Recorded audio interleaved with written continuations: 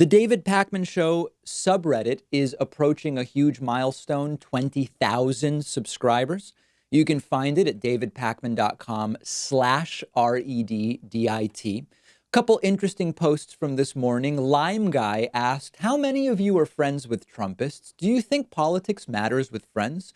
This is something I've never come to a conclusion on, though I find people who believe really dumb crap can be annoying to me, like Trump apologists. You know, for me, the conflicts with conservative acquaintances and friends are rarely about politics themselves, but it's about something indirectly related to their worldview. So, like, we rarely argue about electoral politics or abortion or stuff like that. But what gets irritating and tends to cause conflict is that their political views are linked to a generally bizarre worldview, which might include aggressive skepticism of science or conspiratorial thinking about uncontroversial institutions or whatever the case may be. So in my experience, the difficulty with acquaintances, colleagues, friends whose politics are different is not so much about the politics of electoral decisions, so to speak, but more just that, like, their politics are just part of a worldview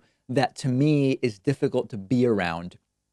And very often I end up sort of opting out. I'm talking about, pretty radical people here, like some kind of moderate centrist where we disagree on fiscal policy. It's not really a huge deal. But that's typically what happens. The arguments aren't actually about, Social Security or abortion or gay marriage or whatever the case may be. Also posted by Reflex Point is a very interesting section of Sam Harris interviewing Andrew Yang on two issues, Joe Biden's cognitive state as well as Tara Reade. I encourage people to check this out. I tend to have the same perspective as Andrew Yang here. He explains when it comes to Joe Biden's cognitive state that, listen, he's 78 and thus he is a different person cognitively to some degree as he was when he debated Paul Ryan almost 9 years ago. But that Andrew Yang has spent time with him and Joe Biden is cognitively okay, and that all of the stuff that we're seeing is relatively overblown. That goes with what I'm seeing from the mental health experts that I talk to and the neurologists that I've spoken to. I would not doubt for a second that Joe Biden is not slowed down compared to who he was 9, 12, 15, 20 years ago. He's nearly 80 years old, and this is something that happens. But I concur with Andrew Yang on that. Andrew Yang also says that he does not think that the Tara Reade story is going to explode and be the prevailing narrative over the next few months with Joe Biden. And I also agree with that, and I've explained why earlier this week. So check out that video if you haven't seen it. And then lastly, here is a question about the Ahmaud Arbery case.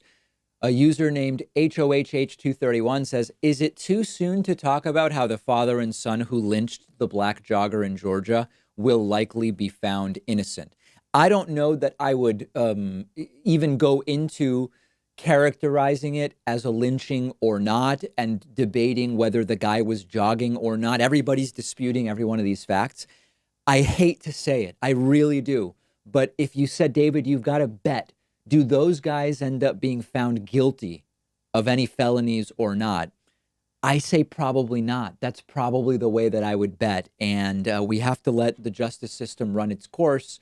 Of course, the problem is when we don't trust the justice system to properly adjudicate certain types of cases, becomes more and more difficult to do that. But if you said, David, you got to bet. You got to bet on either they are found not guilty or guilty of some minor misdemeanor that they plead down to, or these individuals plead or are found guilty to felonies. I bet that they're not found guilty of felonies.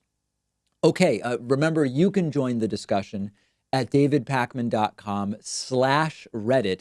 It is free to subscribe, and nearly 20,000 of you have already done that.